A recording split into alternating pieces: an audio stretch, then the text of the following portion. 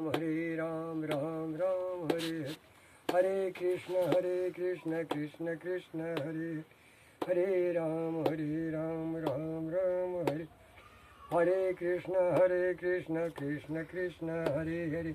माऊली ज्ञानेश्वर महाराज की जय, पंढरीनाथ महाराज की जय. भाटमाडी आपले विजय यादव महाराज भाटमाडी आपल्या समोर, ग्रामस्थ मंडळ भाटमाडी यांनी मला संधी दिली, त्या संधीबद्दल मी त्यांचं आभारी आहे. आणि या संधीचा पारायणाचा मला योग मिळाला त्याबद्दल मी खरंच मी सर्वांचा आभारी आहे आणि ऋणी आहे. आणि मी तुमच्या सामने थोडंसं एक प्रवचनचा कार्यक्रम सादर करणार आहे, ते तुम्ही शांत चित्ताने ऐकून घ्या अशी माझी नम्र विनंती आहे. हरे राम राम राम हरे, हरे कृष्ण कृष्ण कृष्ण हरे, हरे राम राम राम हरे, हरे कृष्ण कृष्ण हरे हरे. आपले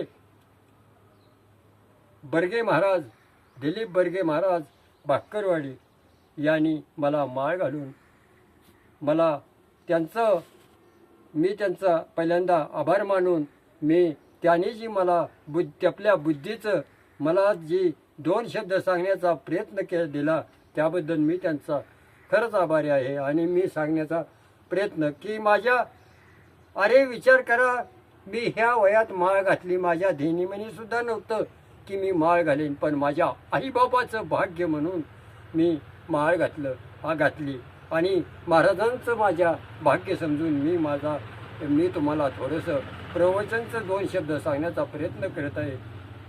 चांगला शब्द ठेवा, वाईट असेल ते सोडून द्या. आणि मी आता प्रवचनाला सुरुवात करत आहे.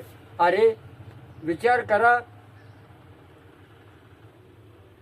ज्ञानेश्वर महाराजावरून मी थोडंसं तुम्हाला प्रवचनचं 4 शब्द सांगत आहे. ज्ञानेश्वरी, अरे ज्ञानेश्वरी गीता ज्ञानेश्वरांनी लिहिली आणि त्या ज्ञानेश्वरी गीतेचा आपण सर्वांनी लाभ घेतला पाहिजे. अरे विचार करा, ज्ञानेश्वर महाराजांचं किती भाग्य मोठं. या ज्ञानेश्वर महाराजांनी आपली गीता लिहिली, ती ज्ञानेश्वरी. या ज्ञानेश्वरीचं मी तुम्हाला थोडंसं सांगतो. अरे ही ज्ञानेश्वरी आपण रोज संध्याकाळी अगरबत्ती लावून पंचारती लावून आपण रोज संध्याकाळी जर 5 मिनटं ती ज्ञानेश्वरी वाचली तर त्यातून आपल्याला 100% आपल्याला ते पुण्य लाभणार आहे. म्हणून मी सर्वांना माझं विनंती करून सांगणार की आपण ज्ञानेश्वरी वाचली पाहिजे. नुसती ज्ञानेश्वरी वाचून नाही, अरे आपण हरिपाठाला आलं पाहिजे, कीर्तनाला आलं पाहिजे, भजनाला आलं पाहिजे आणि त्या 9 दिवसाच्या पारायणामध्ये आपण सहभागी झालं पाहिजे. या 9 दिवसाच्या पारायणाचं आपल्याला शेवटच्या दिवशी आपण फळ घेतलं पाहिजे.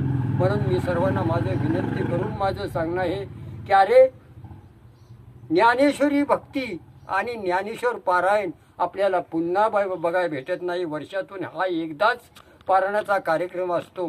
त्या कार्यक्रमाला सर्वांनी हजर राहून आपण 9 दिवसाचं आपण पारायणाला सहभाग्य होऊन